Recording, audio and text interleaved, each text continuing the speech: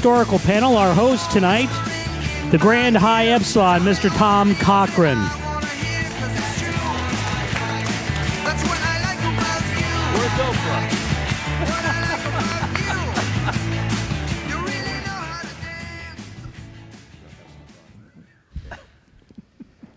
Good evening. 100 years of Lambda Chi Alpha.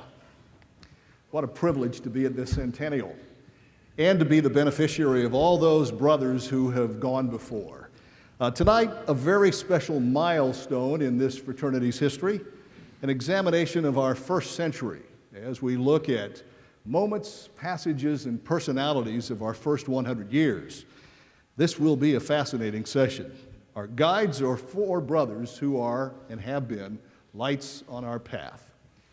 Now, you all know these four men. We all do. We know none of them are at a shortage of words. I'm a moderator. I'm sitting in the middle. We have all seen presidential debates. If need be, I will ring a bell. A word about our format. We will have a conversation, a mediated conversation among ourselves, and then there are two microphones, and at one point in the evening, I'll let you know that if there are questions, you can begin to stand in queue, and you'll have an opportunity to talk to living legends. They are George Spasic, graduate of Michigan, served 40 years of professional service to Lambda Chi Alpha, constant advocate of interfraternalism and cooperation. During his 22 years as chief executive, he implemented fraternity education program that replaced pledgeship, brought undergrad participation into the highest levels of fraternity decision-making, resulting in creation of the Student Advisory Committee and undergraduate representation on the Grand High Zeta. Oversaw the planning and construction of the current International Headquarters building. He is designated as Executive Vice President Emeritus. George? Reverend S. George Doc Durgali. Doc began serving a general fraternity in 1951 after graduating from Florida. Served on the Grand High Zeta. He is a past Grand High Alpha. Doc coached or narrated the exemplification of the International Ritual Team from 1952 to 1982. Retired in 1989 after 20 years as rector in Syracuse, New York. Still serves on the Educational Foundation Board of Directors and is still very actively involved as a mentor to all of us. Ed Leonard, Dr. Edward F. Leonard III. Former director of chapter services for the fraternity headquarters, elected to Grand High Zeta in 1998, named Grand High Alpha in 2006. Graduate of William Jewell College, has served as Grand High Phi, Grand High Iota, Grand High Tau at his chapter and served as High Alpha, High Beta, and High Rho. Recognized as Greek Chapter Advisor of the Year in 2001 while at Wittenberg University. Currently serves as president of Bethany College in Lindsborg, Kansas. Chuck Pizer, Dr. Charles Pizer Jr., currently professor and chair, psychology department at the University of the South, graduated from Hamilton College, master's and PhD from Southern Illinois University at Carbondale. He is our fraternity historian, living legends, and we are pleased to be with you tonight. Earlier this evening, we all heard Bill say, we shouldn't exist. We should not be here. The odds would be against us. Doc, I'm going to start with you. Yes, sir. What does it mean to be a fraternity 100 years old? I don't know. I've never been 100 myself, although I'm approaching it. But I know it's a damn good place to be. And the better part of all that is the journey that it's taken us in those 100 years to where we are now, and it's because there have been great people in the right time at the right place to do that. One of those great people at the right time, at the right place is George Spasic. George, 100 years old, what does it mean? I echo Doc's sentiments in that we had the right people at the right time. And to give you some names, we wouldn't be sitting here, obviously, if it hadn't been for Warren Cole. But 10 years later, Warren Cole had assumed an almost messianic role in Lambda Chi Alpha, so it was time for him to be replaced. And fortunately, we had people like E.J.C. Fisher, who succeeded him as Grand High Alpha. We had Bruce McIntosh, who succeeded him as the chief administrator. And we had people like John Mason, who provided the kind of ritualistic background that Cole did not have.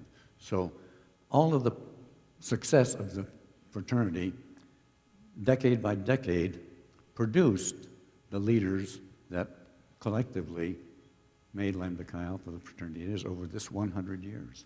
So one of the reasons that we are here, that we do exist, is because of the right people. Chuck, Yeah. 100 years old. What does it mean to be a fraternity at 100? Well, I guess the only thing I can do, other than agree with both Doc and George, is to mention a couple of other periods that were very difficult for fraternities. One was not so much the First World War, but the Great Depression following it. And we were fortunate that Theta Kappa Nu was, they made the mistake of believing the economists who said the Great Depression would be short and mild.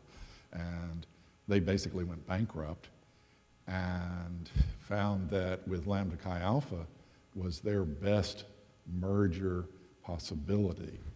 And what we got were some concepts that we had not emphasized enough. Scholarship, we really didn't worry about people doing their best academically until Theta Kappa Nu joined us. And we really didn't focus on patriotism the way that they did. But even more, and this is really what Doc and George were saying, were the people. I don't think any of us today can imagine Lambda Chi Alpha without Duke Flad, our second executive. We had Lee Wilson, who was NIC president and who saw the problems coming in the Second World War for all fraternities and got local alumni to put aside money for the rehabilitation post-war. And he basically, I would say, several other historians of fraternities have said this, that the fraternity system would be less than half of its numbers today had it not been for Lee Wilson and his work. And then there were others, but I think it's people. We're going to talk about some of the great icons. But it's also ideas. It's both of these to me. And I want to come back to the 1939 merger in a few minutes, so just Okay. hold that thought. You're the junior member up here, Ed. Way junior. Well, now, not that way. 100 years, and you've, in essence, grown up in this fraternity. Oh, I have.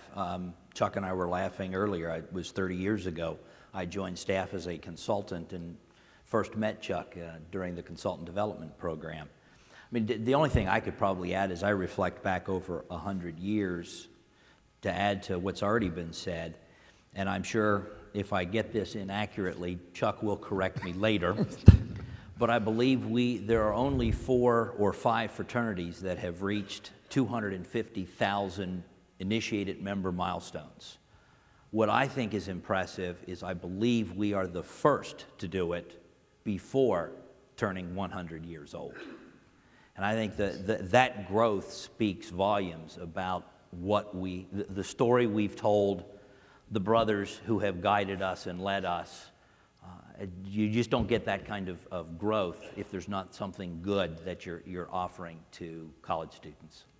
It's a foreshadowing of the kind of conversation we're going to have this evening. I do want to pick up on one of those very historic passages now, and that was the merger with Theta Kappa Nu. Set the context for us, the time, the status of our fraternity, Theta Kappa Nu, and how those two bodies came together. Well, I guess one part of the successful merger was that the very existence of Theta Kappa Nu was impacted by Lambda Chi Alpha. In the 1922-23 period, there was a need for more fraternities on college campuses. Men coming back from war, the old line fraternities were not expanding, and so the NIC got some locals together, including the 11 in Theta Kappa Nu that was founded in 1924. The second grand chapter after the founding was here in Indianapolis in 1925. Bruce McIntosh was the keynote speaker, And we have many stories in both their magazine and thanks to Lynn Leitner, who chronicled many of these things in our magazine, of Theta Kappa Nu and Lambda Chi field people, the elk of today is its current term, meeting on a college campus and getting together for recreation and whatever. The two fraternities had been quite friendly.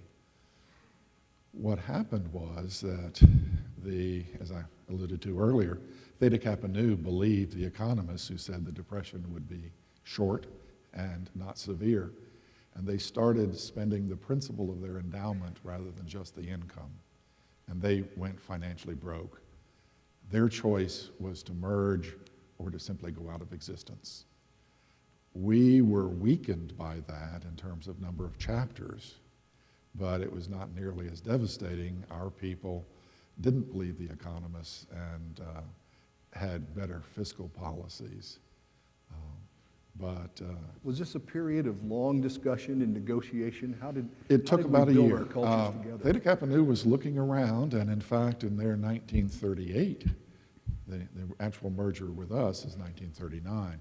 At their 1938 grand chapter, they had a proposal for a merger with another fraternity that I won't name, and they voted it down unanimously in their annual meeting. They were seriously looking around. A month or so after that, a couple of the Theta Kappa Nu people started talking with our Lambda Chi's about the possibility, and very quickly Bruce McIntosh and some of the others had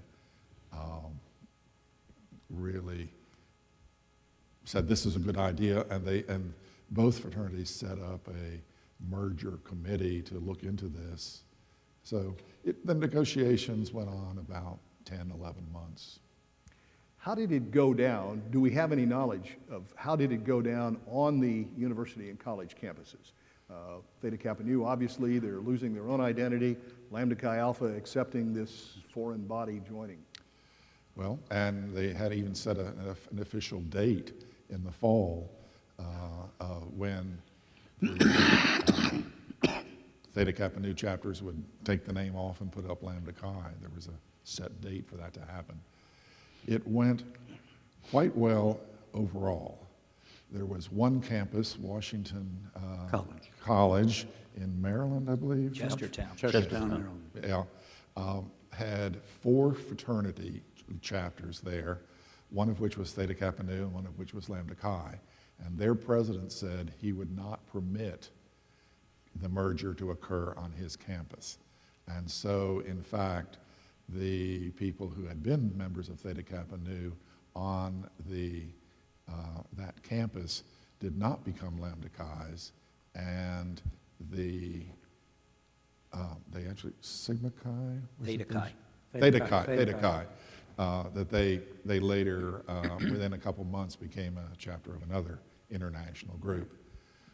The other answer is there were 4 or 5 campuses where historically the Lambda Chi's and the Theta Kappa Nu's had not gotten along, to the point where the alumni were ready to almost literally kill each other. And the merger agreement stipulated that on those special campuses, the Lambda Chi alumni would get to choose which of the Theta Kappa Nu alumni would be permitted to join the greater fraternity.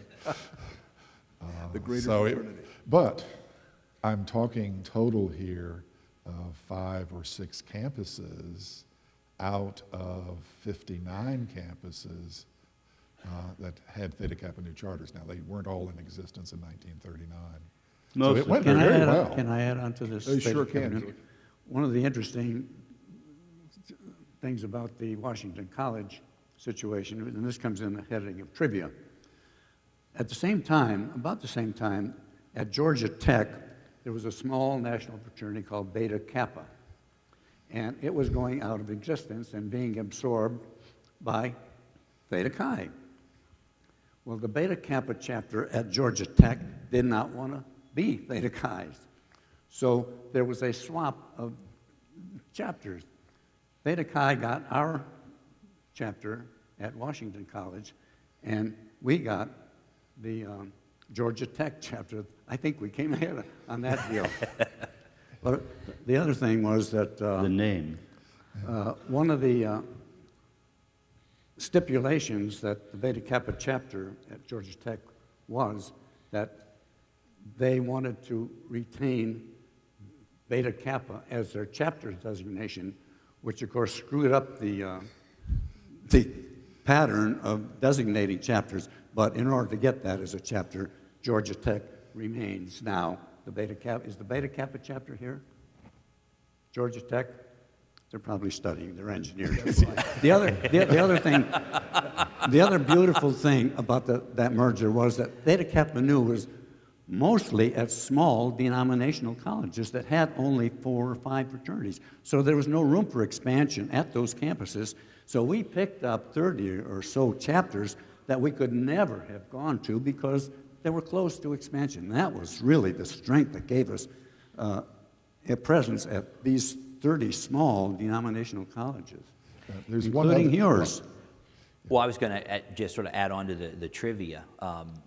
My dad is a Theta Chi from Washington College. So the Theta Chi's and the Lambda Chi's really don't like each other. But when I heard Chuck and George tell this story a few years ago, I realized I'm not a Lambda Chi legacy, but I guess in a sort of roundabout way, I'm a Theta Kappa Nu legacy. Yes. Doc, were you going to join the... I was going to mention the Beta Kappa thing as well, but in most of the chapters that we gained were from universities where did not exist, and probably, as George says, probably wouldn't have gone that way.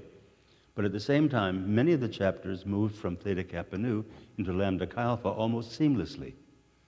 And I think that's a tremendous tribute to not only the work of both fraternities in grappling with the issues relating to merger, but also another factor I think that Theta Kappa Nu brought to our fraternity was that they were strongly, many of their members were ministers.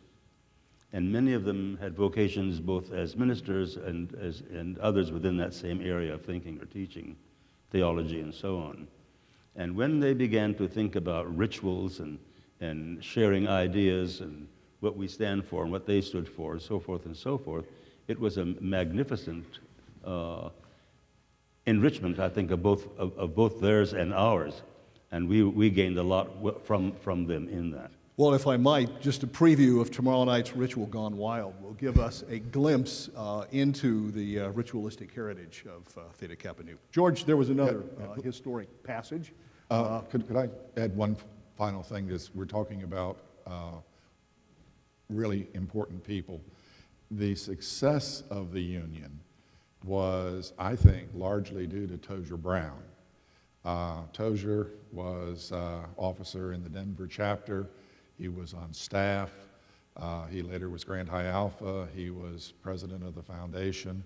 He was president of NIC. He did everything except be a high pi that could be done. But Tozier was scheduled to leave staff in 1939, and he postponed graduate school a year to visit the new chapters in Theta Kappa Nu to teach them the ways of the United Fraternity. Yeah. And he was already a beloved member in many ways, but I think that was sort of the capstone of an awful lot of planning by many people. Thanks for making that point. It was really done well. Yeah, that's a good point. George, we all tend to, regardless of our age, sort of look back on the way it used to be and think that's sort of the way it ought to be sometimes. You took the bull by the horn during your tenure, and that is that you looked at pledgeship, and you looked at hazing, and you considered the way we were doing fraternity. Mm-hmm. And I'm sure it was an easy sell. There was no resistance, no reluctance to change. Yeah, right. Take us back to that moment. Right. What were the fraternities like, our fraternity in particular, and how in the world did you pull it off, and maybe why? When I took the reins of the fraternity on the untimely death of my predecessor, Duke Fled, at whose side I worked for 18 years, The last few years as essentially director of chapter services, I saw that we were losing a disproportionate number of our pledges. We were losing a third of our pledges, so we were initiating just barely 2/3 of the people who joined us. And there had to be some reason for that. So I decided to do a survey and had each chapter do an exit interview with the young people who were de-pledging on as to why they were leaving. In some cases, it was a financial problem. In some cases, it was a scholastic problem. In some cases, it was a parental problem. But in most cases, they were dissatisfied with the program that they were forced into. Servitude, subservient status, and hazing in every form, mental and physical. And that was unacceptable to them. And this was not just in Lambda Chi, but this was across the whole fraternity spectrum. My experience was totally different as a pledge. I joined the fraternity in the fall of 1946, right out of military service.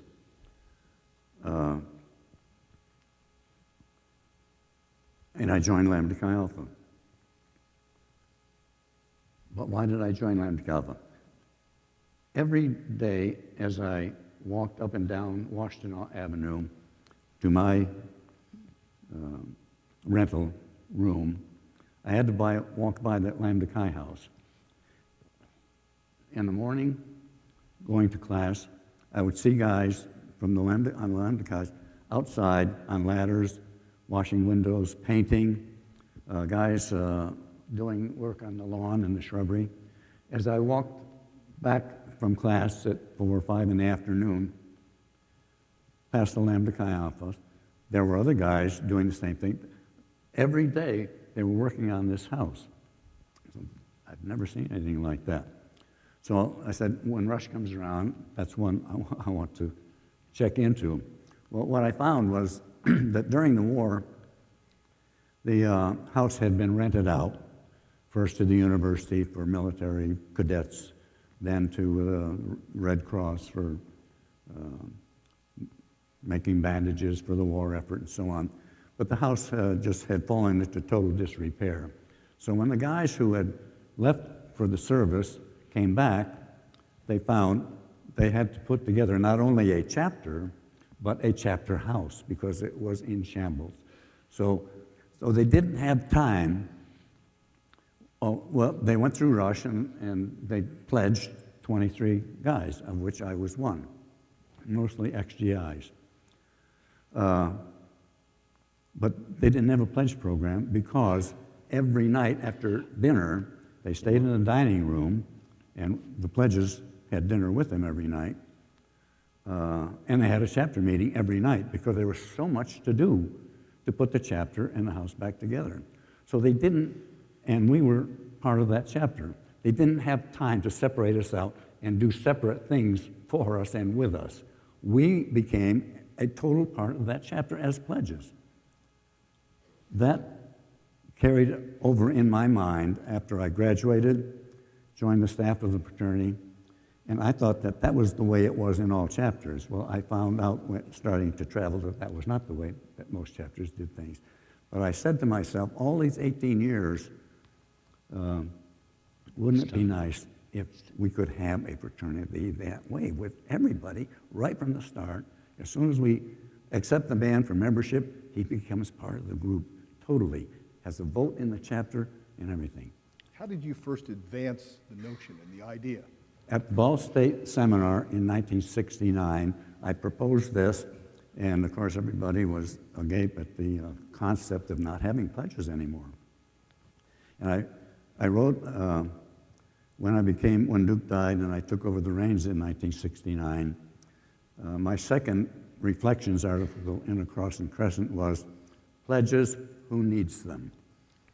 And I wasn't suggesting that we didn't need new members, we didn't need the pledges and the whole pledge concept. So At the 1979 seminar, I proposed this and explained what the program ought to be, that pledges ought to have equal status in chapter meetings. They could hold office, except the offices of high phi, obviously. They would have a vote on everything except new initiates, and there would be absolutely no hazing whatsoever. And I challenged the chapters to come to me if they wanted to try out this program. We'd have staff working with them. So 6 chapters volunteered, and the staff worked with them over the 6 months, over the next school year. How did the staff react? Were they on board with you? Oh, I had to sell the staff on it first, obviously. It had to be a united staff effort as well. And the board, I might add, also had to be educated on this, and they came on board pretty handily. Yeah, Lou Plord in particular. Lou Yes, Lou Plord in particular, the Grand Chi Alpha, 1970. Now, this was anathema to their own fraternal experience. Oh, Unlike you, absolutely. most of them had been through pledgeship. But I also gave them the figures on the pledges that we were losing, and I told them why we were losing them. So it really wasn't a hard sell for the inner circle. We had difficulty with the chapters, and particularly with the alumni. But of these 6 chapters, at the end of the year, 3 were total failures and 3 were very successful. So we talked to each of them to try to find out why. The 3 successful ones were the ones who adopted it hook, line, and sinker, all of it. The 3 tried to pick and choose elements that they could introduce, and all this did was throw the whole program into chaos and confusion, so that it didn't work. That gave us enough impetus to concentrate then and realize that we had to have more student input in what we were doing. By 1970, I was then the executive vice president, and at the Bahamas General Assembly, that was when I had recruited a group of 12 undergraduates, 1 from each conclave area, to serve on the Committee on General Fraternity Policy to try to introduce. We didn't want to introduce it at that. We thought it was too soon. But my starting point was to get students involved in the general fraternity planning. So we created the Student Advisory Committee, which the General Assembly adopted in 1970.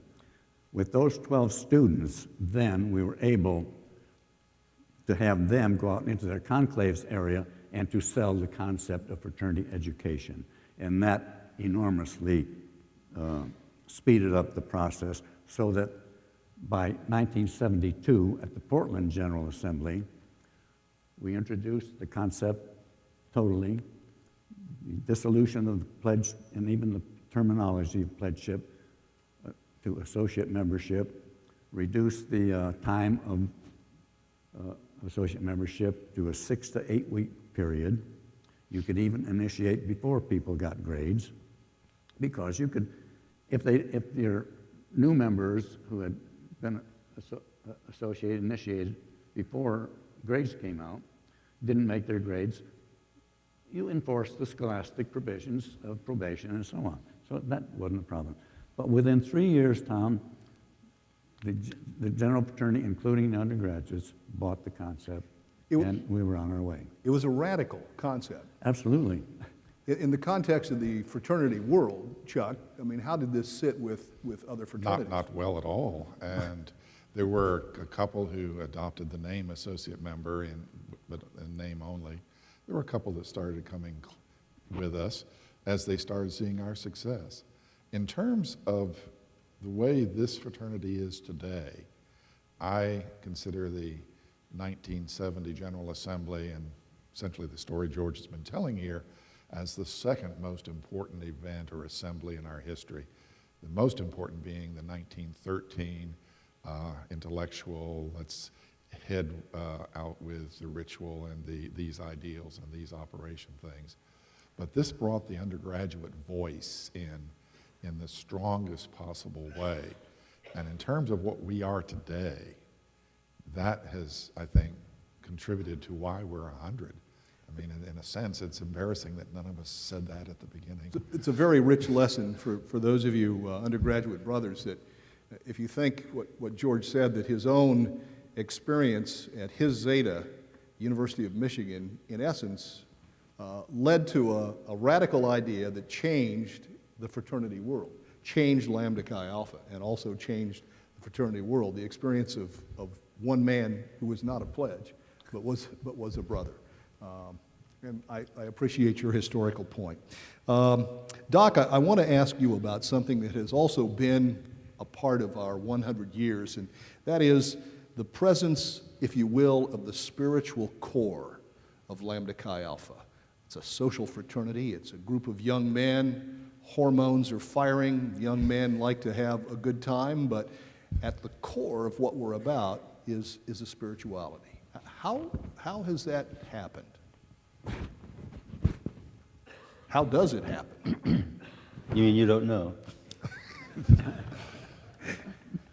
I don't know.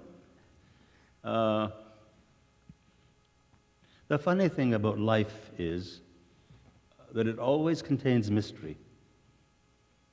We think we have all the facts, and we think we know this and that and the other and so forth, and we do.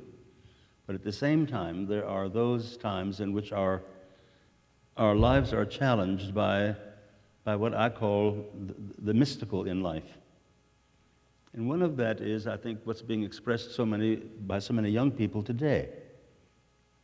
And that is, I've been approached by any number of young men and women to marry them. And among the first things that sort of gets talked about is I hear this from them. You know, we're not religious. I say, we're not religious. Well, then what are we then? And they say, well, we're spiritual. And we begin talking about that. And then we finally wind up by recognizing the fact that we're all religious. And you cannot really be alive without being religious. But at the same time, where does what we presume in our value system, when does our value system begin to animate itself in our lives? Not just something to talk about, not something just put on letterheads and banners and what have you, but those things that animate us so much that we begin to articulate them in our daily lives.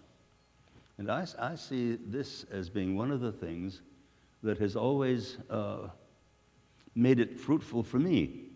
And that is, we are presented for one thing with the ritual. Now, if you can't find anything religious or spiritual about the ritual, then you must be a potato head of some kind. But it's the ritual. And it's the spirit of our fraternity is in the ritual. As I say so oftentimes in talking to brothers, the fraternity itself does not exist. You know, someone's faith exists only in the expression of the known, the experienced. So fraternity, Lambda Chi Alpha, I think, has always simply been a marvelous, marvelous vision, a marvelous idea that gets articulated in the sharing of a story. And that story begins somewhere in the ancient past and gets articulated by a lot of culture, a lot of religion, a lot of this, that, and the other on the way coming forward. And, you know, in our own ritual, in that journey from aspirancy to brotherhood and so on, is a kind of reenactment of that same kind of life-vivifying experience that animates our lives and says, you know, we have taken the essence of our own existence and the mystery of it, and we express it in the ideals of our fraternity. We've all bent our knees in front of the altar, and we've taken our oaths, and we've confessed this, and we've vowed to do this, so forth and so on. And it is, in fact, a religious experience. You know, thank God it isn't tied to any particular church, any particular value system as such, and alone as such, but that it can incorporate virtually everybody.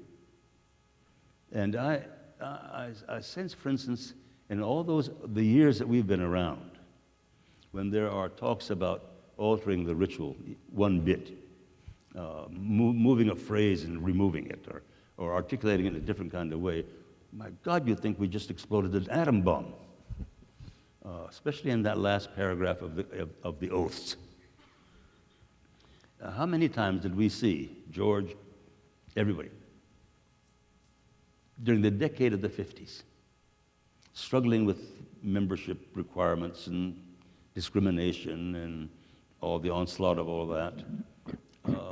We tried very hard to sort of bring those phrases and clauses in that final paragraph of our oaths into a new alignment that reflects more honorably and more precisely what it is that we're, what we're oathing. And yet it's almost like a battlefield in discussion. Everybody gets up on the floor and says, you can't do this, you can't do this, and we haven't been able to, except in a little turn of phrase here and there.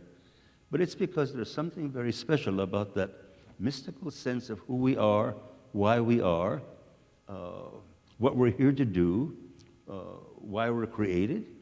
What does this bond mean? Does it begin and end with me? If we say that we're here in this fraternity for 4 years, but more than that, but for life, then, whose life ever again ends then in this? So I think the spiritual element of our fraternity is the ground base of our fraternity. It is ground zero, and it is everything that you can possibly imagine. And without that base, I don't think we would have survived the first 15 or 20 years of the fraternity's life. It makes brotherhood sacred. Precise word that I should have been using all along. Well, but it was very nice to hear you. Doc, Well, thank you. I think even the first year it wouldn't have lasted. Oh, yeah. I mean, and for tomorrow night, another promo, one of the things that will be done is to give you some idea, a better idea than you probably have now, of what Warren Cole's ritual was. He was not an intellectual, but if you look at the spiritual underlying ideas there, I'm not totally sure he understood some of the things he was doing because he borrowed them from various places. But I wasn't think as childish just the as it very first first appears. couple of years, as well as the first 15 or any period, I think, we wouldn't exist without. It's a fascinating exposition. Come back tomorrow night. That's Ed, one of the, there are rough patches in any social organization. There have been periods of time that have been tough transitions for this fraternity. It would appear to us that the value of the staff has been constant throughout the years, and that we are blessed now with a wonderful staff. But talk about the evolution of the staff over the years. Oh, wow. Well, it started with, I guess, really one person. Warren Cole really was staff, Grand High Alpha. I always chuckle when Chuck used to tell, imagine sitting down at a typewriter and pounding out 7 constitutions and 7 rituals, particularly in the age of computers and word processing. How much time that must have taken. Of course, as Bill talked about earlier, in 1920, hired Bruce McIntosh is really the first full-time professional chief executive officer of the fraternity. I'm going to push my history here as I looked at Chuck. Fred Spear was the first traveling secretary, 1924? 26. 26. I was 24, 26. He says 4, he says 6. What's the answer, Chuck? Where's my history book? Somewhere in the Well, mid-20s. Tom Smith was 1926. Yeah, I think my memory is 26. But anyway, all right, Fred Spear comes along, so you start with the Chuck is too polite to say Doc is wrong. But the staff certainly grew when George and Doc were on staff in the 50s. 4 traveling secretaries. Now I'm going to say about a half a dozen probably all Yeah. together. Saturday night, if Bill's here, I'm assuming that we're going to meet the staff, and you will see. It's an incredible professional staff. When I was on staff, there were 8 or 9 consultants, depending on what year it was. Probably about the same number of senior staff and probably a half dozen support staff.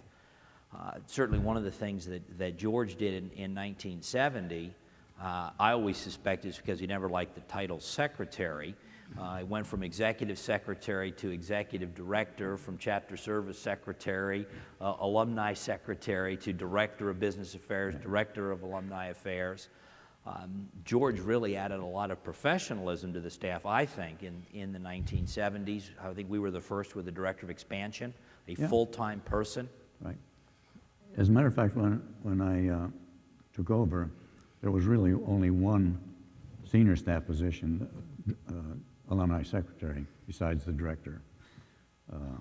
And I said, we can't do it all by ourselves. So that's when I created the job of Director of Business Affairs, Director of Expansion, Director of Chapter Services, Director of Alumni Affairs, and so on. And I moved from there. And another part of this, though, I think, and you can speak to this better than I can, is that George had provided or permitted or encouraged professional development. You did a degree work while you were Chapter Services Director, if I recall. Finished my MBA. And no, So this is, again, making the staff professional by training, which was an unheard of idea in the 1970s and the 1980s. This just wasn't done. You just took young men right out of college and let them kind of be tutored by the executive director, and that was it. When Doc and I were on the staff, we were on the staff together for about 10 years. Our training as traveling secretaries was having lunch with Duke every day. 5 days a week, we had lunch with Duke. That was how we learned to be traveling secretaries. How did you manage? I mean, there were a lot of chapters to visit, and there were only a few of you, a handful, traveling secretaries. What was your life like? they got on the train and went. I don't know, it's 24/7 Lambda Chi Alpha. Yeah. Visiting maybe 2 or 3 chapters a week. Yeah, No days off, really. no days off. $125 a month is a salary. Being A given gasoline allowance of about 3 Yeah. cents a mile. Yeah. Speaking of gasoline and all that kind of stuff,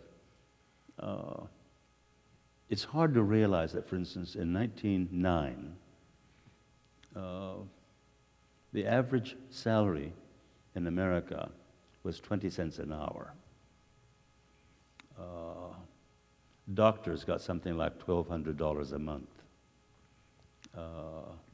There were only 142 miles of paved road in America, under 700 cars in America.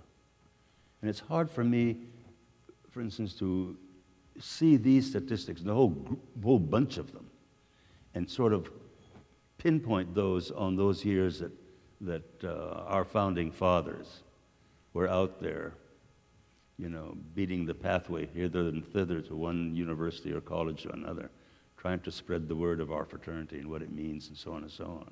And how so much got accomplished with so little support. Well, George, or Doc, fast forward, I think when I came on as Director of Chapter Services in 1985, we had the Nixdorf computer. We had a bunch of dumb terminals. The first PC in the headquarters was my Apple IIc. My BlackBerry probably has more power than that Apple IIc had. You know, and now the consultants travel with everything.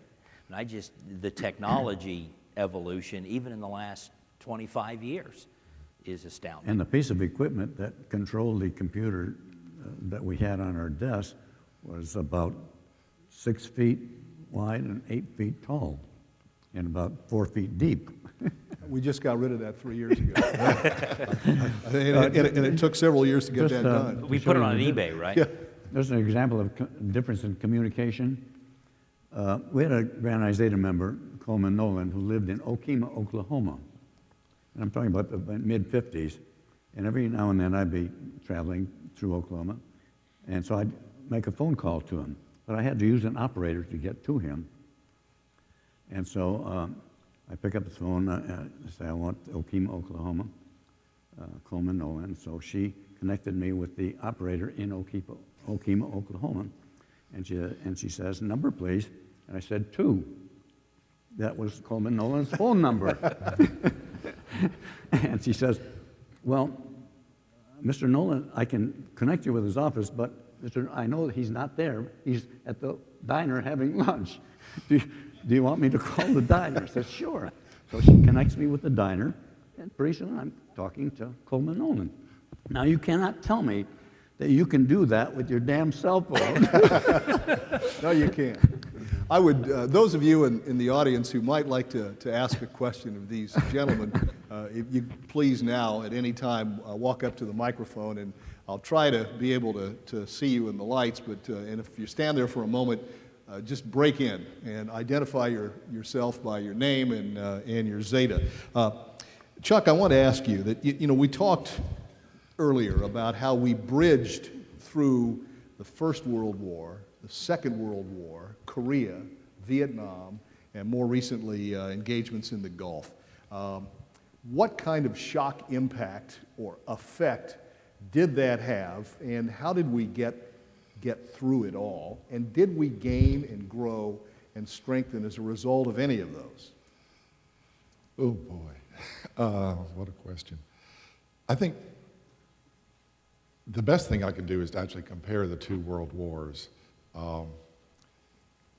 It's not clear what the impact of the more recent ones would be. This is something that perhaps George or even Ed could speak better to than me. The First World War had moderate impact on fraternities in general, and including Lambda Chi Alpha. There were a number of men who went to war, and we had Gold Star and Silver Star chapters. These are wounded or killed in action. But college campuses pretty well functioned at a slightly reduced level. Second World War was really devastating. The college campuses had, the male population went down sometimes to zero. The way a lot of colleges existed was by renting their facilities to the military for the Army Air Corps, the Navy training programs. And this included, in some cases, the fraternity houses and what have you. So, and there just were very few new men possible, unless you would take some of the naval or Army recruits. So coming back from that was really difficult, although I alluded earlier to Lee Wilson, who was an Indiana farm boy, who went to Rose Polytechnic then, Rose Holman today, arose through Indiana Bell to become president of AT&T, and at one point had the highest salary of any CEO in the United States. He was Grand Archon of Theta Kappa Nu, but under Lambda Chi, after the merger, was involved heavily in the NIC, including being president, and saw this coming and had money set aside to rehabilitate. But many of the chapters would never have opened after Second World War had there not been some money set aside by the alumni in the several years prior to the war. And that was Lee Wilson's great contribution to all of us, the whole system, not just Lambda Chi. George, it seems to me that the men who came back from the Second World War and the Korean War, they were not boys. They were not kids that had come out of high school. That's right. They were not young adolescents. These were men, many of whom had seen horrors in their life. That's right. How did fraternity adjust to that, or how did they strengthen, change the concept of fraternity? Contrary to popular belief, the veterans of the war were not interested in hazing. They had lost 4 years of their life at education, as well as their getting married and raising families, finishing their college degrees, and so on. So they were dedicated to getting their degrees and getting out and not fooling around. They had a maturity that that we haven't seen. Yeah. since. I want to point out one factor that I think may be important in how we survived the Second World War. Duke, perhaps you were present at the same time, George. Duke one time was reminiscing about how difficult it was to maintain paying staff at headquarters, as modest as the staff really was. I had been bitching about the excessive prices of LG Balfour Company, charging huge amounts of money for flags and stuff like that. And Duke was always, calming me down on all of that and saying, Doc, you just understand how important LG Balfour Company is to our fraternity. And I said, well, tell me about it. And he said, well, we do gain a royalty from allowing LG Balfour to produce our badges and blah, blah, blah. I said, fine. He said, well, that helped keep us afloat. And there were times in which LG Balfour himself, a Sigma Chi, actually dipped into his own pocket and sent some advance monies to Duke so that our staff would not go hungry. Wow. Yeah, this is actually, I'll give you a couple of figures there. There were 2 years during the Second World War when the Balfour royalty was over 50% of the budget. One year it was, I think, around 70%. That's right. And this was at a time, because of the gold embargo, they were selling nothing. So Balfour was essentially giving us the fee for the permission that he could not use. And this also was true for a couple of years in the early 1920s, where it was not quite as big a percentage, but it was on the order of a third. Balfour really contributed for us. We have some young brothers who are lining up, and so let's give them a chance. I know you've been standing there. Name and Zeta, and your question, please. My name's Ed. I'm Phi Theta Zeta at the University of North Carolina at Greensboro. And I actually had a question. It's a simple two-part question about more your personal history with the fraternity. Brother Spacek had alluded to his experience and what brought him into being interested in Lambda Chi Alpha. I was wondering if the rest of you had any specific standout experience when you first joined that really sealed the deal for you in joining. And then after all of your years of experience and seeing and knowing the history of the fraternity as well as you all do, if there is one of the 7 core values that really stands out in your mind that is really important to you and that you've seen enacted over and over and over again, that is just a really standout among the other 7. Great questions. Doc? Off the top of my head, I think one of the real centering experiences for me in my chapter was the fact that we finally put an end to hazing before it became lawful to do so, et cetera, or before. It just so happened that when I was a pledge, and then when I was initiated and so forth, the chapter asked us to do some damn silly, childish kinds of things. And most of them were they're not life-threatening or risking or so forth. But it was demeaning. And a few times there were some life-threatening kinds of being sent on scavenger hunts and stuff like that in the middle of the night in unknown territories in dark deeps, Florida. But then, by gum, there came a time in which we said, we're done with that. We went through it, but we're not going to put anybody else through it. And it was a lot of turmoil in the chapter over that, but we were helped by having a dean of men who was a Lambda Chi.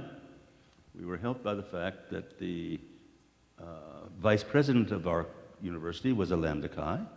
We were also helped by the fact that the president of the university was a Sigma Phi Epsilon. We had some close relationships with them. And somehow, in some magical kind of way, all of this sort of came together, and we got the tremendous amount of support so that between Sigma Phi Epsilon and Lambda Chi Alpha, in 1949-50, we ended Hell Week and made it Help Week. And that began a tremendous surge forward in doing service projects in the community and so on and so on. And for me, that was a defining moment in my undergraduate and early graduate life. Ed? Well, as odd as it may seem, since the day I associated, there's not been a day that Lambda Chi Alpha has not been an active part of my life. The reason I associated is because I was a competitive swimmer at William Jewell College. I am, if you would, the swim team were Lambda Chi's. If you look at my family tree, I'm in the middle of 5 generations of swimmers: big brother, big brother's little brother, my little brother, my little brother's little brother. But like so many, the initiation ritual did something, affected me. Fell in love with it. I became a ritual buff. In fact, one of the guys a year ahead of me confessed a few years ago that for the month after I was initiated, I would come down to the chapter house because I wanted to talk about the ritual. I wanted to read everything I could, which at that time was the 73 Hi-Fi manual, which was fairly abysmal, and the ritual itself. Guys used to see me coming and would run and hide because I now knew more than they knew, and they didn't want to talk to me because they knew they couldn't answer my questions anymore. And so I began communicating the old-fashioned way, and I started writing Chuck and Doc because I had some questions about some of the Greek translations, because I was taking Greek because I wanted to learn more about our ritual. And so I got to know Chuck and Doc my junior and senior year in college, and then met Doc at the 78 General Assembly when I was my chapter's delegate, served on the nominating committee, had the pleasure of placing Doc's name in nomination for Grand High Alpha. George interviewed me, hired me. I've been addicted ever since. Yeah. We heard about George's passing up and down, seeing the men work. Chuck, what drew My you? experience is extremely different in that as an undergraduate, I was one of the rebels at Hamilton College, among the 5% who did not join a fraternity. I went to graduate school and then to Sewanee, where I'm now teaching still. My first year as a faculty member, the Iota Nu was facing the problem that the 2 alumni advisors they had were disappearing. So they had faculty recruitment as well as freshman recruitment. And I was recruited primarily by 3 people who were in my introductory psychology class. I got to know them, and it's the most natural way. We became good friends, even though I was a first-year faculty member, and they were mostly sophomores in college taking my course. So I didn't have an undergraduate experience, but I think the dynamics were somewhat the same in terms of friendship with individuals. Friendship and brotherhood. I was struck by, during Rush, the quality of friendship, the genuine sort of sincerity of caring about each other that the Iota Alpha Zeta evinced at Ball State University. And I will say that today, my deepest and longest friends are fellows who were my fraternity brothers from that chapter. And in terms of the indelible experience, those of you know there is a moment in our ritual that is a dramatic moment. At that point, I passed out cold, went out absolutely cold, and everything stopped, and an ambulance was summoned. And university security were there, and I'm fine. Hi, I'm Ford from Alpha Alpha Zeta here at Butler, and it kind of goes like with him about fraternity education. We talked a lot about the implementation of the associate member program, which is actually the reason why I was really interested into it. But it took a long time for the Call to Brotherhood program to also be implemented. I was just kind of curious to fill in the blank of what exactly the fraternity education program was between associate membership implementation to Call to Brotherhood. I'm not sure what. The educational program between the Call to Brotherhood and the implementation. You'll have to talk to somebody who's into I'm not that knowledgeable about the. Ed, you want to? I'll take a stab at it if I'm understanding your question. I associated fall of '75, so we were still very much in the transition.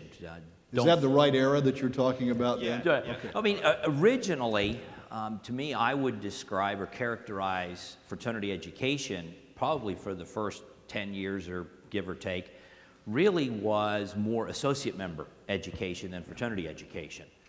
There was certainly a change of terminology, a change of place for the associate in the chapters, so there was some cultural change, some paradigm shifts.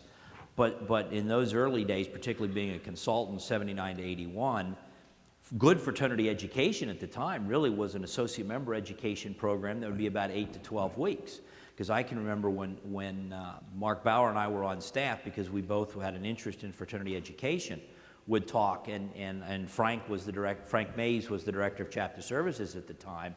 We needed fraternity education. We needed to do more than just for the associates. That's right. We needed not only education for the associate, we needed education for the initiated member, which would be ongoing ritual education. I mean, 30 years ago, ritual education was probably throwing the ritual books at the new initiates the Monday after initiation, and that was your Zach's workshop. That has evolved tremendously. In the 80s, we talked about student member leader being part of the fraternity education model and sort of a holistic approach. Some ways, in the True Brother Council, I'll let Drew or Elgin or Wayne or Mike come running up here and tell me I'm wrong, in some ways was probably an evolution that was sort of happening out there, particularly with Drew and Mike and Wayne at SMU and in Denver, about what they were doing, that all of a sudden, back in 2006, the opportunity was there to bring these pieces together. Fraternity education is sort of, as I think you've picked up on, really was a staff-driven creature. There really there weren't volunteers. Certainly the Grand High Zeta was standing behind it. But the other difference about True Brother is the creation of it was, for the first time in our fraternity's history, you had all the players sitting at the table. You had the staff, you had Grand High Zeta, you had alumni volunteers. So everybody with a stake in its success was sitting around the table creating it. And then, of course, then the undergraduates, the student advisory committee, and were brought in. So now you really had everybody. All the stakeholders. All of the stakeholders. And that probably, I cannot think of a program in higher education, in student development, that has really done what we've done with True Brother. So, True Brother the Call to Brotherhood does trace its roots back to associate membership and fraternity education, but it's been an evolutionary process. Fraternity education always incorporated the concept that the education of the member did not stop at initiation, but continued for the 4 years. The True Brother concept simply expands on that. Advances on that it. concept, Yep. yeah. Yes, brother. Hello. My name is Joshua Nichols. I'm from the Phi Iota Zeta Shepherd University. My question was, I find it pretty awesome at my chapter that I know myself personally, as well as 90 to 95% of the brothers at my chapter, when they first came to school, it was the last thing in their mind to join a fraternity. And I don't know if that's how it is at your guys' chapters, but that just blew me away. And also, I was wondering, why do you think that is? And also, a second part of the question is, well, if those are the type of guys we want, and I know that's the type of guy I want in my chapter, because those end up being the best types of men, how do you bridge the gap? Because they're not going to want to come as much as you invite them. They're going to be put off by the fraternity. It's almost like you have to trick them into seeing the light. And once they do, it's pretty much over. I appreciate your sentiment. I'm going to turn the question back to you and say, why was it? And how do you do it? How do you continue to attract men of that caliber and that quality to be your brothers? Well, that's an ongoing process, I would suspect, for you day in and day out. It definitely is. I'm an RA on campus, and I found that's an incredible tool in recruiting, because I'm good at building relationships, and I find the best men that we get, it's not they come to Rush for a week and they're like, oh my gosh, this is awesome. It's the kind of guys that you've known for a semester. You've built that personal relationship with them, and they just see something's different. Even though they're seeing the surface, they still and they're taken by that. But also, at my chapter, we may be a social fraternity, but our guys socially, we're a social fraternity within ourselves. When it comes to meeting new people, they're very socially awkward, and it's hard for 2 or 3 or 4 guys to carry that load, and that's a big Share your experience in the next few days with some of your brothers here. Okay. Learn from them and learn Or from go to the you. Cole Recruitment Institute. That's No, right. Yes, we have. I think what's You're going to happening learn all here- that tomorrow morning. What's happening here is this is part of the evolution, and many of the things that are happening occur on 1 or 2 chapters or on a few campuses, and they get shared, and others pick up on it, and eventually we have a program, and we institutionalize it, and the consultants are using it in training. But I think this is the change. Part of it is the college student of today is not the same as 10, 20, 30, or 40 years ago. We can't stand and use the programs of the 1970s or the 1930s for today's students. And I think one of the changes is what you're suggesting at Shepherd. Yes. Thank you. You're standing over here, brother. Yes, Patrick Covey, Lambda Upsilon 585 from Northern Michigan University. My question is regarding executive board. It always seems that when a brother is called to executive board for whatever disciplinary reason, it's very difficult to enforce the standard or penalty that needs to be enforced, but still getting the point across and them not turning a cold shoulder to you. So from what I can gather, that's due to your age and your demographic, relation. It's your brother, and you have to respect them in that sense, but you need to enforce penalties that are abided by the fraternity. So what would you guys say is the best way to enforce those certain standards while still being tactful? I would say that's a question that we can buck up to our Grand High Alpha.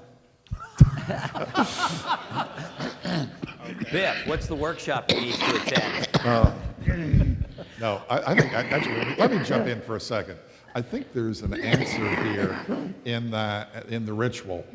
Strange coming from me, I guess, to say that. But there are something like 12 specific things that are promised, and as you know, at the end, the last paragraph of the oath, and this is true in the AM ceremony, so we can talk about it here tonight, as well as in the initiation itself, there is the ending that for the least violation, I invoke upon myself penalties.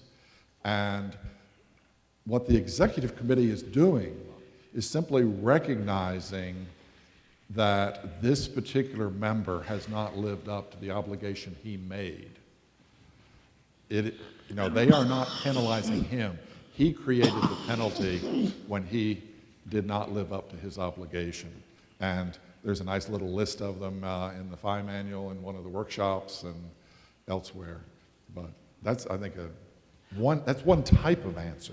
Well, to pick up on that, the serious answer, and I don't know if this would work or not. I know that when I was a High Pi, it's very easy for the executive committee to bring in the chapter's bylaws or the Constitution's statutory code and thump on this. Bring in the ritual and thump on that. Because when I have seen that done, it tends to be pretty effective.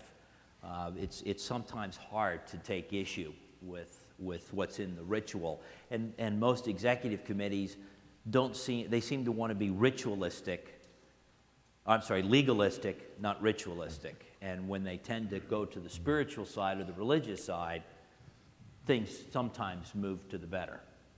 I want to bring it back up here for a question, and brothers, please stand by, and we'll get out there. The hour's starting to get late, but how have we done as a fraternity in our 100 years of dealing with diversity, the demands of a changing and pluralistic society?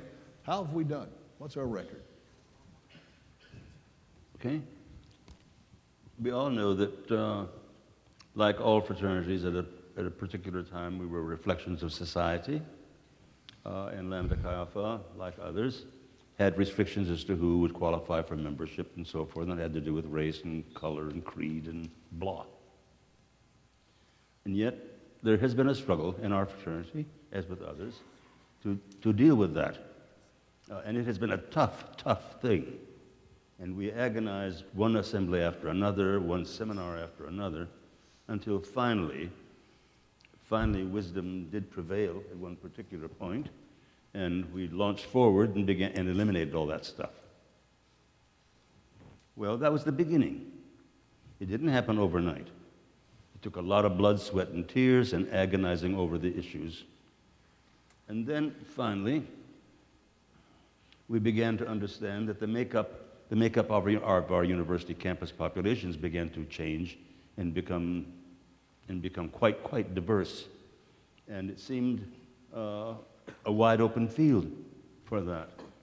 And we've always preached the fact that if we were to seek some kind of enrichment in our lives as chapters, we would somehow touch base with this diversity on our campuses.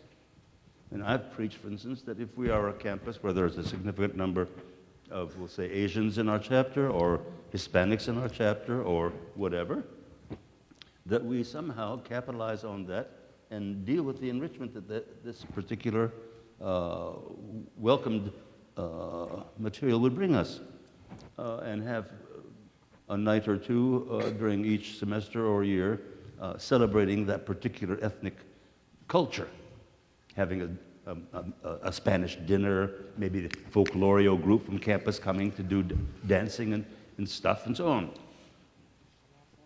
The other factor is this hush, hush, hush thing about homosexuality. You know, our speaker this evening did a whole lot of stuff on that. But little by little, our chapters began to deal with that. And in a sense, the fraternity itself had no policy on that, but having no policy was in fact a policy. But at the same time, chapters were dealing with it, and it was almost seamless. So right now, I think we are, for the most part, a fraternity that discovers its richness in a way that has not experienced it before. And it's just the beginning. It's just the beginning. Yeah. George? I'm not sure I understand the question, Tom.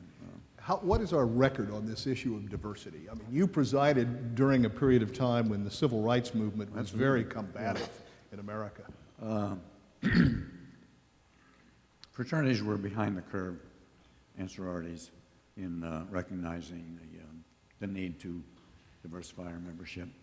We were virtually forced into it by colleges and universities, particularly state schools, insisting that you either remove your restricted membership clauses or you cannot operate on this campus.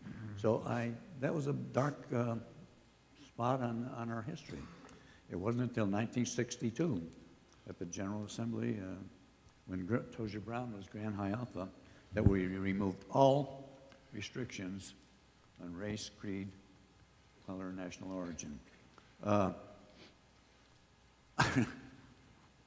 Can I put that into context? 1962, you say we were late. Help me here, Chuck, if I'm not mistaken. The omnibus civil rights legislation, which passed through the United States Congress, was 63 or 64. Yeah.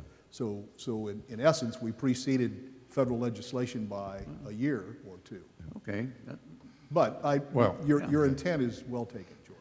But at each General Assembly, I'd say from the mid-50s until then, it was a subject of debate at leadership seminars and General Assemblies. Let me give you one incident that occurred. It was at the 1954 General Assembly in Miami Beach. Houston Carnes, wonderful Southern gentleman, was Grand High Alpha, spoke with a deep Southern accent. One of the undergraduates got up and said, Brother Grand High Alpha, do you realize that under our laws, we could not initiate Jackie Robinson or Jesus Christ? There was deathly silence in the room. And Houston was at the podium looking down, silent. And the delegate got a little flustered. He says, Brother Grand Alpha, am I out of order? And Houston says, no, son, you're not out of order, but I wish you hadn't said that. And there was a laugh, and it broke the tension, and then we debated it, but it was a hot topic of discussion, and it did not the change did not come easily. In fact, it took our first African-American or black was initiated in the fall of 1962, but It wasn't really it was until not 68 generally. or so that it began to really take hold. Yeah. In the context of the fraternal world at Okay. the time, Chuck. Well, I think I'd like to separate the religious question of restriction to Christian. Historically, almost all of the men's general social fraternities were either Christian or Jewish. Some were specifically Roman Catholic, or even subgroups within Christianity. I think that was handled by this fraternity in a somewhat better way than the question of race. Just as a bottom line summary, and we don't really have time to give you the background on this here, I would say Lambda Chi Alpha, like virtually every other fraternity, was drug kicking and screaming in terms of race. We did not like it, and there was great fear that we would lose most of our chapters in the southeastern United States if we did not maintain white only. In terms of recognizing that the Christian ideals are not that different from the Islam, Jewish, and what have you, moral standards, I think we had not an easy time, but a markedly easier time of doing that, because the oath used to end as a Christian and as a gentleman. And as you know now, the associate member ceremony and the 3 initiation degrees, it says, according to the Christian teachings of this ritual, which is not saying that I have to be a Christian. If we so it's a historic statement. Personally, I sometimes say this in workshops, what we should have changed it to, according to the Anglican teachings of this ritual, because in fact, Jack Mason, Warren Cole, and all of our early founders were Episcopalian. We don't want to go there. Does True Brother take maybe this issue into the 21st century and prepare us to be a facile fraternity to deal with these cultural, sexual, gender, value, religion, spiritual issues? I certainly think so. I mean, certainly the True ID component, I think, begins to address those issues. As I travel to chapters throughout the year, I think a lot of it depends on which part of the country you're in and what you see. I'm sure that there are brothers out there from the San Antonio area. It may be the most culturally and racially diverse set of chapters that I've seen in my travels. But again, I think it varies, and we keep getting more enriched each year. Healthier. And I think we're healthy in that context. You've shown a lot of patience there, brother. Patience is a virtue, I suppose. Yeah. Kyle Dortch, High Alpha for Pi Iota Zeta, North Carolina Agricultural Technical State University. 2 comments and a question.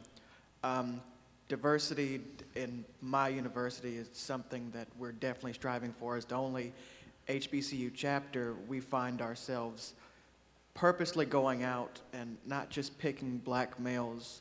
We'll pick Latin males, Asian males. We're the most diverse organization on campus, so Lambda Chi encourages that, and I definitely encourage that. Another comment, I think we all owe a great debt to Brothers Bassick simply because I come from a campus where pledging is not only the norm, it's encouraged. And other organizations look at us strangely because they don't understand how we can do it differently. In a situation where the other organizations on campus are historically black fraternities and sororities, pledging is all they knew. So for us to embody something different is a great deed for us. My question deals with a part of history, of our history, that I've gotten so many different stories on, but since I have the historian here, I want to know about the situation regarding Warren A. Cole's expelment and then later reestablishment within the fraternity. Okay, let me give you a fairly concise version of this. Unfortunately, the history book that Ernie Vargo and I put out at the 75th is out of print. We did use that as an example of how things could and could not be worked out. Bottom line, Lambda Chi Alpha was not big enough for Warren Cole, Jack Mason, and Ernst J.C. Fisher. 3 huge egos. I like to point out, again, from the ritual point of view, none of them were initiated with the Mason ritual. They were all came in from local chapters. And basically, Mason and Fisher ganged up on Cole, and they sent him a letter. Okay, first of all, Cole was Grand High Alpha until the 1919-1920 General Assembly. At that point, General Assemblies met over Christmas break or essentially over New Year's. Fisher was put in as Grand High Alpha, and Cole was out as Grand High Alpha. Fisher essentially ignored Cole initially, and then sent him a letter with a list of charges, most of which, according to Lloyd Claycomb, who was one of the Grand High Zeta members at that period, had no basis in fact. And he said, if you don't resign, we will expel you. And Cole was furious. He'd been running the fraternity, as someone mentioned earlier, on his own during the war because everybody else had been off in the military, and he found it hard to release things when he came back. But he wrote a letter of resignation, which was accepted by the executive committee. What is interesting is, under the Constitution of the time, the executive committee could not expel, and indeed did not have the power to accept a resignation, although they did. When I think part of the Theta Kappa Nu merger plays in here, because the people who made initial contact with Cole in terms of bringing him back in before the 50th, this would be in the 1950s, were primarily from Theta Kappa Nu and said, why don't we recognize this? And Cole, in fact, apologized for some of his behavior. He agreed to be restored as a member of Lambda Chi Alpha, but not given Alpha 1 or be ever mentioned as the founder. He signed an agreement to that point. That's something that George his name just disappeared from the Pedagogus. It was our founder at Boston. There was a lot of animosity there, but when I started working with the history and the Pedagogus, George and the board decided to bring his name back. I think it's an unfortunate sort of thing, but it was really, from my point of view, a personality conflict. These happen. Similar thing happened in Theta Kappa Nu among the 4 founders, except there what happened, it was a 3-on-1, and the one just faded out of the picture. So that was a little happier resolution. But to his dying day, Fisher claimed that it was improper to have reinstated Cole. George? It was really, I think, a very personal animosity. Of course, Jack Mason died essentially Second World War, so he was not around to see I think we've the got big a statement. footnote from George here on this Yeah. as well, and I'm In trying to my- be mindful of the time. In my opinion, and I differ with Chuck on this, it was a personality thing, but I think it was justified. Cole, for 10 years, was Grand High Alpha, administrative secretary, and official jeweler of the fraternity. I give Cole total credit for starting Lambda Chi Alpha and bringing into the fraternity 53 chapters by 1919. But at that time, bringing in new chapters was not that big a deal. There were literally hundreds of local fraternities around the country begging for national affiliation, and the fact that Cole was able to travel selling jewelry, he was able to pick up chapters quite easily. But the fact is, once they picked up the chapters, there was no follow-up. Let me give you an example. This is the charter. This is the petition for a charter in Lambda Chi Alpha. It's about 8 lines, in case you From, can't. I'm sure I'll read you it. can see. We, the undergraduates, hereby declare our intentions of establishing a chapter of Lambda Chi Alpha fraternity at the University of Michigan, which is situated at Ann Arbor in the state of Michigan, and respectfully petition for a charter giving us authority to establish the above-mentioned chapter. Signed, P.J. Lockwood and 7 other people, dated March 17, 1913. That was the petition. That chapter was installed as a chapter on March 31. 2 years later, Ernst Fisher was traveling in Ann Arbor and was trying to find the Lambda Chi Alpha chapter. It was nowhere to be found. He went to an address that was supposedly their address and found that, yeah, there were some fraternity guys who used to live here a couple of years ago.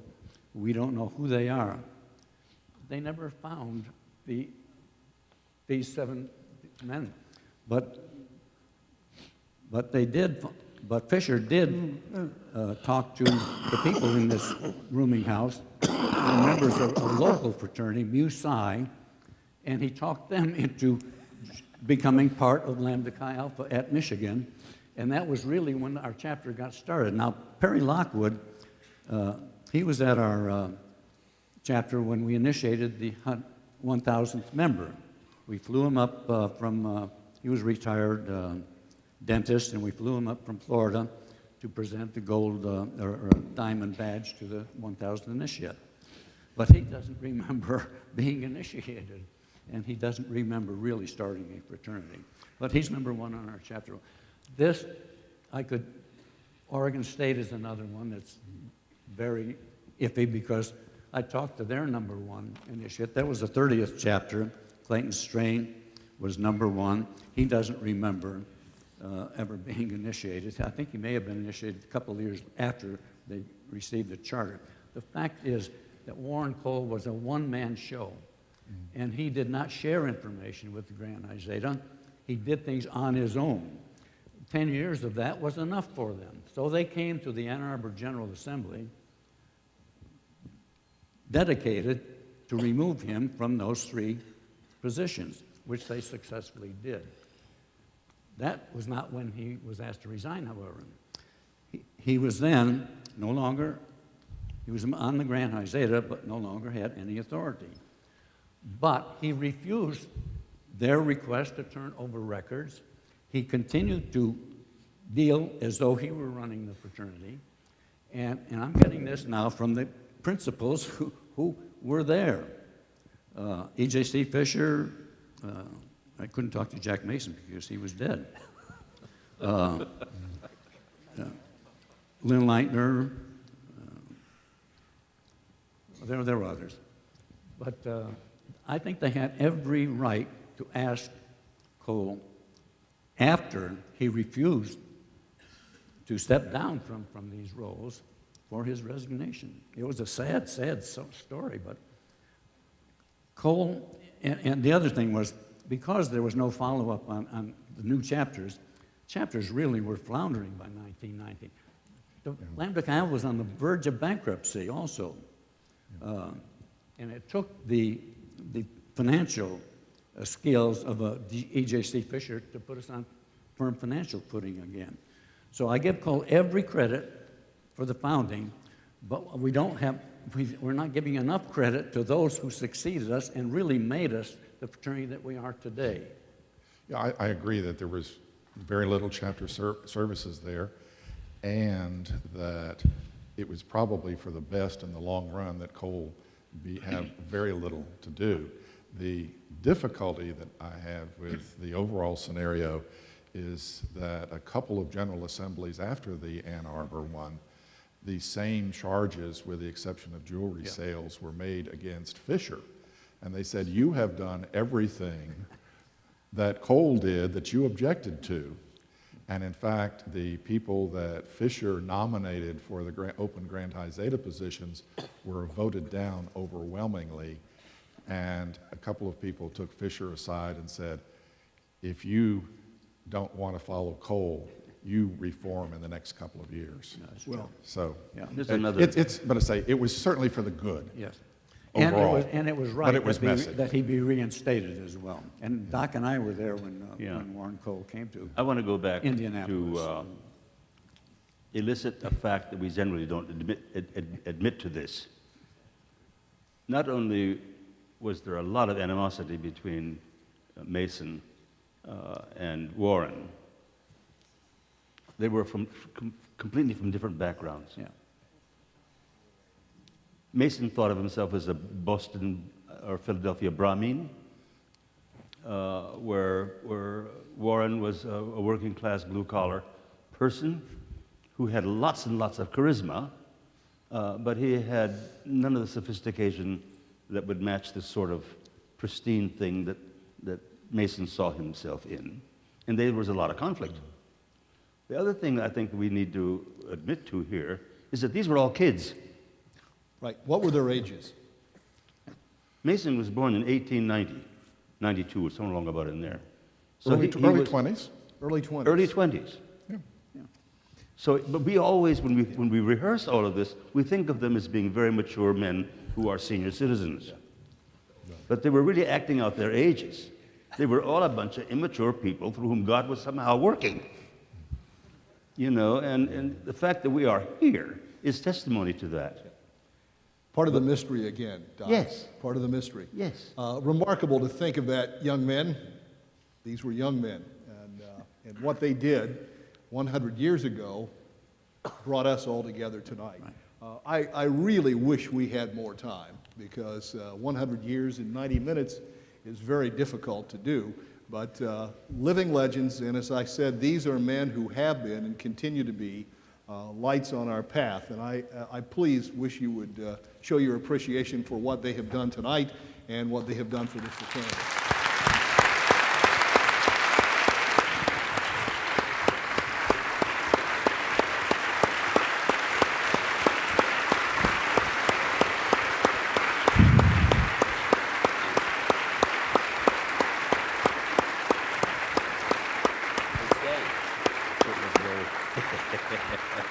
There is much about this weekend that is going to be celebration, and these are men that we will celebrate, and there will be an opportunity later in this weekend to do that. So thank you all. God bless, and we'll see you later. And let me applaud all of you, because you are what this fraternity is all about.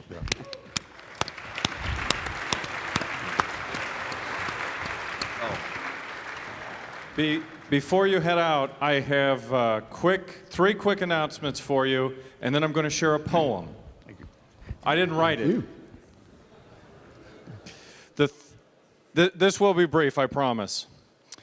The three options for this evening, following this, as soon as I've finished, you can go right down to the corner, and there is called what is the HRC, and if you are full of energy and you feel the need to work out, the HRC is going to be open until 1 a.m. So if you can work out tonight, there's a pool in there, basketball courts, other things. And the union, the master stewards and the staff will be hanging out over in the union where you checked in. So that's an option. And the brothers of Alpha Alpha Zeta will also be welcoming guests across the street. So those are your three options. To the poem. as I was doing some research for my remarks earlier tonight, I pulled out the Purple, Green, and Gold, which was the predecessor to the Cross and Crescent. And I was looking through the first edition, which was published in 1914, and this poem was contained in that publication.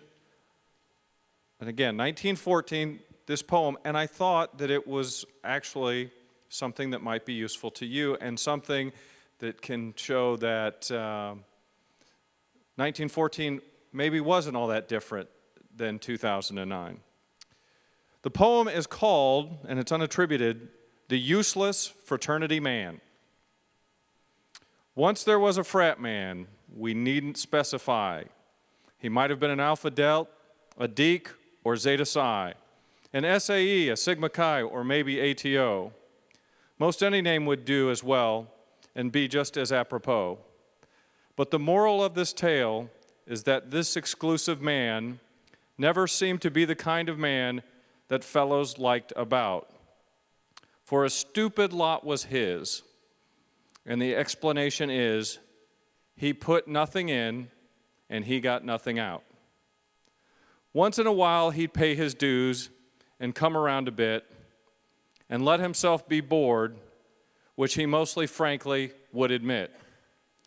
He said he'd rather thought the thing was out of date, antique, and after graduation, he forgot it in a week. And when he went away, you could hear the brothers say they really thought the chapter worse off with him than without. And to every neophyte that then they took in, they'd recite, "If you put nothing in, why, you'll get nothing out." Once there was a frat man, will you swear it now? Never was there such a man of this. And I took some liberties here and wrote in Lambda Chi. Nothing in this useless man at all resembles you. Oh, there may be a few things worse than this hesitating verse, but it serves a bully purpose. If it is clear and clears away any doubt, you may take this as truth. If you put nothing in, you'll get nothing out. Good night, brothers.